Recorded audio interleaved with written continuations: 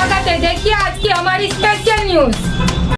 सूरत Bhatar Udhna Magdalla road खाड़ी bridge के पास आई हुई गांधीनगर झोपड़पट्टी के डिमोलेशन को लेकर लोक समस्या निदान केंद्र द्वारा गरीब दलित आदिवासियों को वैकल्पिक जगह मिले, इसी तरह की मांग को लेकर विरोध किया जा रहा है। सूरत महानगर पालिका को और कलेक्टर साहब को ज्ञापन देने पर भी कोई सुनवाई न होने पर लोक समस्या निदान केंद्र के पद अधिकारी गुजरात के मुख्यमंत्री श्री को ज्ञापन देकर गरीब आदिवासियों को आवास में लाभ मिले और उनका भविष्य उज्जवल हो, ऐसे ज्ञापन दिया जाएगा। बताया जा रहा है कि तारीख 20/3/2024 बुधवार के दिन लोक समस्या निदान केंद्र के पद अधिकारी माननीय मुख्यमंत्री श्री को मिलकर उन्हें भी ज्ञापन देंगे। देखते रहे एनजीओ न्यूज कवरेज की स्पेशल रिपोर्ट। नमस्कार दर्शक मित्रों, हूँ लोक समस्या निदान केंद्र ऑल इंडिया प्रमुख समजभाई शेख। दर्शक मित्रों, आज हमारी लोक समस्या निदान केंद्र टीम आवेल है गांधीनगर झूपड़पट्टी जो मगदल्ला रोड खाड़ी ब्रिज पास आवेलो है। पाछला 6 महीनाथी भटार उधना मगदल्ला विस्तार में रहता गांधीनगर झूपड़पट्टीना रहीशोनी रजूआत सूरत महानगरपालिका कलेक्टर कचेरी में आवेदन पत्र आपीने आ गरीबों माटे वैकल्पिक जग्यानी मांगणी करवामां आवेल हता। जे मांगणी आज दिन सुधी एना उपर अधिकारीओ द्वारा देवामां आवेलुं नथी, जेथी अमारी लोक समस्या निदान केंद्र द्वारा आज झूपड़पट्टी विस्तार में बधाने सहित विरोध करी आज सरकारथी अमे मांगणी करीए छीए कि आ गरीबों माटे वैकल्पिक जग्या फाड़ी ज डिमोलेशन करवुं जोईए। केम के आज हमारा भारत देशना हमारा गुजरातना सरकार जो आदिवासी अने दलितों माटे घणुं बधुं कर्या छे, तो अमारा सूरत शहर विस्तारनी अंदर एक एवी बस्ती है ने अहींयानी परिस्थिति एवी छे तमे जोई शको छो, जेना माटे पाछला 6 महीनाथी सूरत शहरना कोईपण अधिकारी अहींया ध्यान आपेला नथी। जेथी हमारी लोक समस्या निदान केंद्र द्वारा तारीख 20/3/2024 ना रोजे अमे गुजरात सरकार ने एक आवेदन पत्र आपी रजूआत करीशुं कि आ लोकना झूपड़ाना डिमोलेशन सामे वैकल्पिक जग्या आपवू जोईए, आवासों में घर आपवू जोईए, एवी अमारी मांगणी छे। ने आ અમે 30-35 વર્ષથી અહીંયા રહીએ છે। અમારા છોકરા નાના નાના અહીંયા મોટા થયા છે। સરકાર તરફથી અમને કોઈ સુવિધા મળી નથી। અમે કાગળ કચરો વણીને કોયરા મોટા કરીએ છે।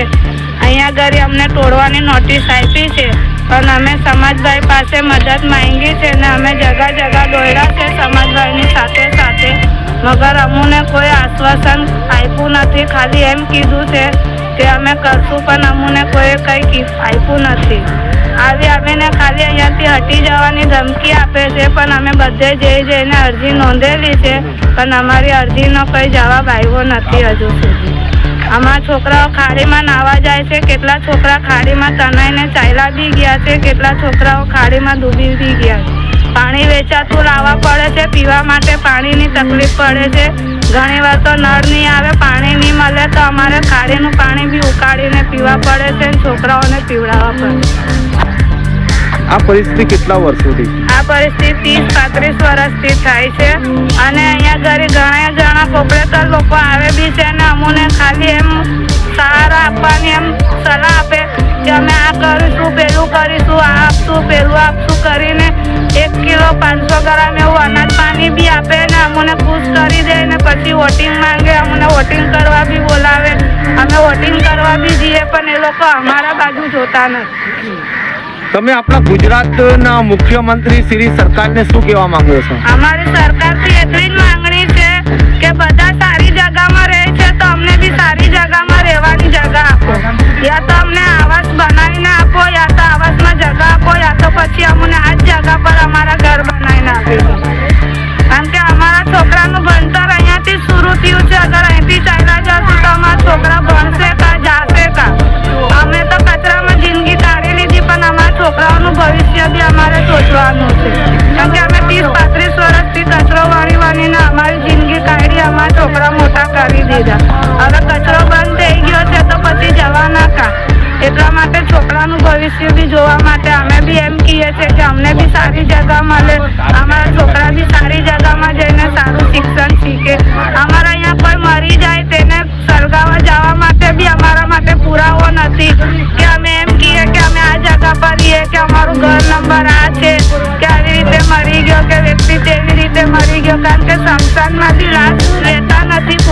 અગર અમારે ડૉક્ટરની સર્ટિફિકેટ બી બનાવવું હોય તો પૈસા ખર્ચીને બનાવવા પડે. અગર પૈસા હોય તો બનાવીએ, નહીં પૈસા હોય તે માણસ કાં જાય. એટલી ખરાબ પરિસ્થિતિ ચાલે છે અમારે. નમસ્કાર, હું લોક સમસ્યા નિદાન કેન્દ્ર આગેવાન બલ્લુભાઈ રેતીવાલા. આજે અમે ગાંધીનગર ઝુંપડપટ્ટીમાં આવેલા છે અને આ પ્રજા માટે અમે કેટલી વાર નિવેદન આપી અને મહાનગરપાલિકા કમિશનરને મળી અમે આવેદનપત્ર આપીએ કે મહાનગરપાલિકા કમિશનરને મળીને પણ અમે એ લોકોના માટે કેટલી રજૂઆત કરી, પણ આ લોકોના કોઈ દિવસે આ લોકોની સૂચના લેવામાં આવી નથી. ના તો આ લોકોના પાસે કોઈ આવીને કોઈ એ આપી નથી અને અમે પાછા એના માટે આ લોકોને ફરી નોટિસ આપી એટલે અમે કલેક્ટર સાહેબને આવેદનપત્ર આપ્યું અને કલેક્ટર સાહેબને પણ રજૂઆત કરી મળીને, તો પણ આ લોકોની કોઈ વસ્તુ સુનાવણીમાં આવી નથી. ને આ લોકો એવી રીતે વચારા જીવે છે કે એ લોકોની કોઈ જિંદગીમાં એવું લાગતું નથી કે આ લોકો તરફ કોઈ જોઈ છે અને કોઈ અધિકારીઓ અલગ તરફ નથી જોતા. મનસુરભાઈ, શું સમસ્યા છે? સમસ્યા એવી છે કે છોકરા લોકોને ભણતરી ગણતરીની તો પ્રોબ્લેમ, પ્લસ છોકરા લોકોને નાવા ધોવાની પ્રોબ્લેમ આ નથી, પ્લસ લાઇટ બરોબર નથી, પાણીની કોઈ વ્યવસ્થા બરોબર, અને નથી કોઈ માણસને આ કોઈ બી અધિકાર આવે આ લોકો કોઈ વસ્તુ કોઈ જોતા નથી. અમે લોકો બહુ ખરાબ પરિસ્થિતિમાં જીવે છે. મારું નામ જમનાબેન છે અને અમે 30-35 વર્ષથી રહીએ છીએ ને સરકારને અમારે માટે કંઈ માંગ કરી છે કે અમને વ્યવસ્થિત જગ્યા કરી આપો, પણ હજી સુધી અમને કંઈ વ્યવસ્થિત જગ્યા નથી અને સરકારમાં માંગ કરેલી એનો અમને કંઈ જવાબ આવ્યો નથી. 6 મહિના પહેલાં અહીંયા બોર્ડ લગાવી. मेरा नाम विमल साहेबराव बारिस्कर. कितने टाइम से यहाँ रहते हैं? इधर 30-35 बच्चे के बच्चे हमको कोई सुविधा नहीं, कुछ नहीं, पानी नहीं है, लाइट नहीं है, जहाँ संडास जाने की जगह नहीं है. इधर खाड़ी में नहाने जाते हैं बच्चे, पानी 5 रुपए का एक डब्बा लाते. તમારી શું સમસ્યા છે? અમારે શું કે ગરીબ લોકોને ત્યાં સામે જોતા નથી અને કેટલી પાણી નહીં મળે, પાણી કોઈ સરકાર જોવે નહીં અહીંયા. પછી ખાડીમાં છોકરા લોકો નાવા જાય, 10 રૂપિયા 5 રૂપિયાનો ડબ્બો પાણી લઈને રિક્ષામાં 5 રૂપિયા લે. પછી અહીંયા કોઈ રસ્તા કાપતા નથી સરકાર. એટલા બધા અરજી આપ્યા, કોઈ હમું કાપતા નથી, કોઈ સરકાર કોઈ જોતા નથી. અમે આ ઝુંપડપટ્ટીમાં કેટલા વર્ષથી તમે રહો છો? આ તો 35 વર્ષથી અમારા છોકરા થઈ ગયા. બોલો. તમે આ જોઈ શકો છો, આજ ગાંધીનગર ઝુંપડપટ્ટીમાં આ અમારા દેશના ભવિષ્ય જે સ્કૂલો જઈ રહ્યા છે, જ્યારે આનું ડિમોલેશન થાય તો આ બાળકોનો શું હાલ થશે તમે વિચારી શકો છો કે આ બાળકોના ભવિષ્ય શું.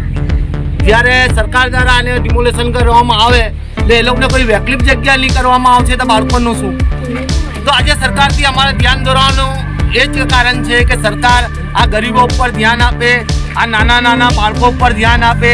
આ કાલનું ભવિષ્ય છે ને અમારા એક જ કહેવાનો મતલબ છે કે આવનારા ભવિષ્ય ઉજ્જવલ બને ને આ લોકોનો ભવિષ્ય આ ઝૂંપડામાંથી મોટા આવાસોમાં જાય ને આ જ બાળકો નાના ભણીને મોટા અફસરો બને એવી અમારી માંગણી છે.